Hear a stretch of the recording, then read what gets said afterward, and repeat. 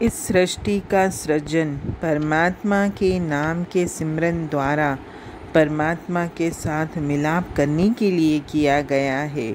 और जो भाग्यशाली मनुष्य हैं वो सृष्टि के सृजन के मुख्य उद्देश्य को पहचान कर लेते हैं और इस संसार से मुक्त होकर परमपिता परमात्मा के चरणों में रहने का सौभाग्य प्राप्त कर लेते हैं।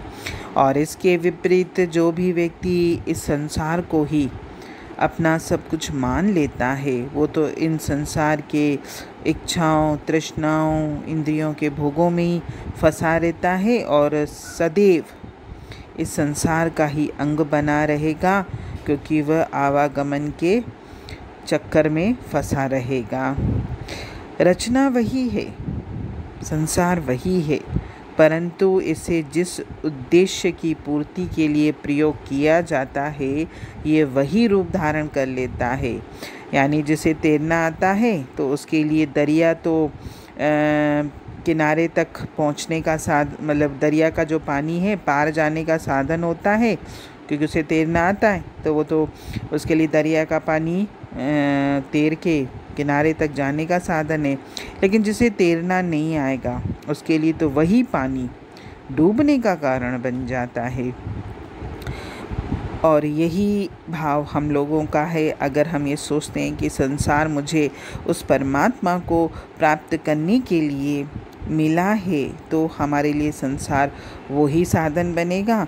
और अगर हम परमात्मा को प्राप्त करने के उद्देश्य को याद नहीं रखेंगे तो हमारे लिए ये संसार हमारे डूबने का कारण बनेगा। प्रभु के भक्त इस रचना में, इस मायामय संसार में रहते हुए भी इसके जो भी विनाशकारी प्रभाव हैं उससे मुक्त रहते हैं। उनके लिए तो ये संसार उस परमात्मा के साथ मिलाप का साधन है। उनके लोक परलोक दोनों सुख शांति से भरे रहते हैं।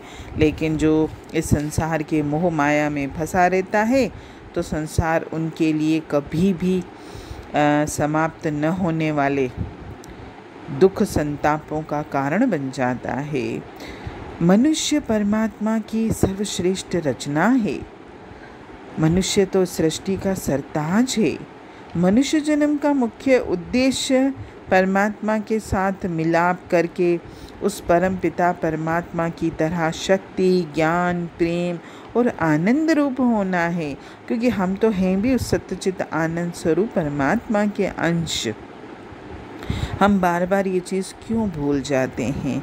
और हमारे जीवन का उद्देश्य अधूरे से पूर्ण होना है, क्योंकि जब तक हमारी आत्मा उस परमपिता परमात्मा से मिलाप नहीं कर लेती हम पूर्ण हो ही नहीं सकते।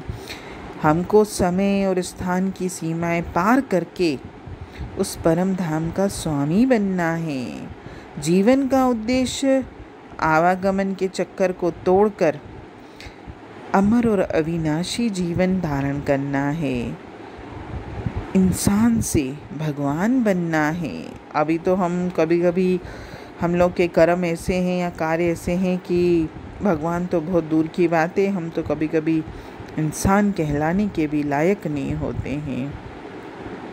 और जो सच्चे शास्त्र हैं वो तो सदैव हमको यही ज्ञान देते हैं कि अधूरे क्षणभंगुर और नाशवान भौतिक और इंद्रिय सुखों में मत अटको। मनुष्य विषय विकारों, इंद्रियों के भोगों, धन दौलत, महफिलों, मित्रों, संबंधियों, रिश्तेदारों, कौमों, मजहबों, देशों, धर्मों, जातियों, यहाँ तक कि अब तो पंथ भी आ गए हैं, इनके जो झूठे और छल से भरे सुखों की प्राप्ति का जो ये लोग इंसान ये सोचता है कि इन सब से मुझे सुख मिलेगा, उसको कभी भी सुख नहीं मिलेगा, क्योंकि ये खुद झूठे और छल से भरे हुए हैं तो किसको क्या सच्चा सुख देंगे। इनके तो सुखों में दुख छुपा हुआ है, क्योंकि समय के साथ साथ ये सारे सुख जो भी हम विषय विकारों में या धन दौलत में या इंद्रिय के भोगों में या रिश्ते नातों में या कौमों मजहबों में तलाश करते हैं, ये कभी भी दुखों में बदल जाएंगे। ये हमको झूठी, अधूरी और नाशवान रचना तथा इसके झूठे और अधूरे सुखों के जाल में फंसा देते हैं। सच्चे शास्त्र तो हमको केवल और केवल पूर्ण और अविनाशी परमात्मा के मिलाप की ही बात समझाते हैं और उसी का ज्ञान देते हैं। और यही कहा जाता है कि उस पूर्ण और अविनाशी परमात्मा से तुम मिलाप करो और सच्चा सुख प्राप्त करो, और ये सुख हमको उसके साथ लिव जोड़ने पर ही प्राप्त होगा। परमात्मा का नाम ही परमात्मा का रूप है। वो तो निराकार है, वो कोई रंग रूप शब्द सबसे परे है। हम तो सिर्फ उसको जो भी हमको जो साधन समझ में आता है हम भले अपने मन के हिसाब से पकड़ लेते हैं, क्योंकि कहीं रास्ते पे चलने के लिए कुछ तो शुरुआत करनी पड़ेगी। लेकिन जैसे जैसे हम इस रास्ते पर आगे बढ़ते हैं ना, फिर तो हम इन बातों से भी ऊपर उठ जाते हैं। हमको फिर न शास्त्रों का ज्ञान चाहिए, न साकार मुख की वाणी चाहिए, हमको कुछ भी नहीं चाहिए। हम तो अपने अंतर में ही उस परम पिता परमात्मा को महसूस करने लगते हैं, और वो नाम, वो परमात्मा जो सृष्टि का आधार है, वो कहीं बाहर नहीं है, वो हमारे अंदर ही है।